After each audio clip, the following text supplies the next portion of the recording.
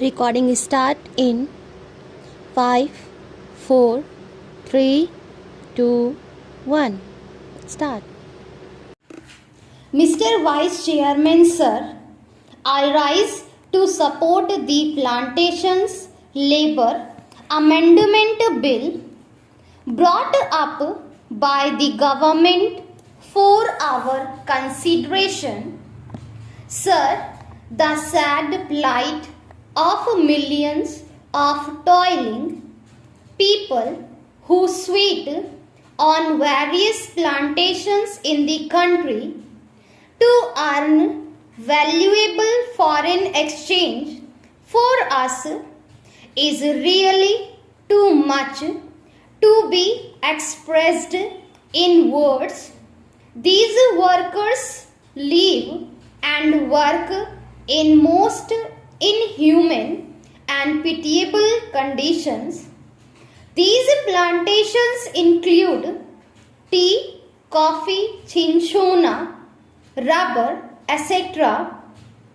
And as we know, tea alone is one of the major foreign exchange earners of our country. But, sir, it is indeed most regrettable and notwithstanding a lapse of 34 years since our independence, these workers who earn crores and crores of rupees by way of foreign exchange have to live in most miserable conditions.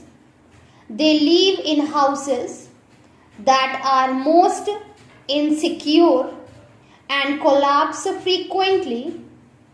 And when these workers die as a result of these collapses, their guardians or their dependents do not get even due compensation for the loss that they have to bear unhygienic living in distant and far-flung areas, compounded with lack of medical and educational facilities, make their life utterly miserable. These plantation workers have to live in abject poverty like slaves of their employers, and as we know, most of these plantations are still foreign owned establishments, last vestiges of the colonial rule, the British rule. And as I said, it is a matter of deep regret for all of us that despite enacting an act, the Plantations Labour Act 1951, we have not yet been able to effect any improvement in their conditions. I think the employers alone are not responsible for their miserable condition. We are also as much responsible as they are, because although we could enforce the enactment and we could improve their conditions much earlier, we have failed in doing so. Sir, on the 9th May 1973, this House, the Rajya Sabha, decided that a joint committee should be appointed to look into the desired amendment and put up a draft as early as possible for our consideration on the 26th May 1973, the Lok Sabha also adopted our resolution, our motion, with the result that a 45-member committee in which 15 representatives were from the Rajya Sabha and 30 from the Lok Sabha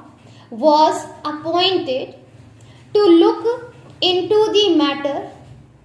This committee was to submit its report on the first day of the 85th session of the Rajya Sabha, that was in 1973, but this committee had to be granted 3 extensions and the report was ultimately available on the 3rd March 1975. At that time, as we all know, the so-called Japanese movement of total revolution was at its peak. Within 2 or 3 months, the national emergency had to be declared, and during the emergency, priorities had changed, and we could not just effect this desired improvement at that time, and we could not bring about this legislation. And then the Janta rule and the Lok Dal rule for 30 months. They were in power, but they too, although they tried to pose to be the champions of the downtrodden and the workers, failed to deliver the goods. And that is why today we are going to consider the report of that committee that was represented to the government in 1975.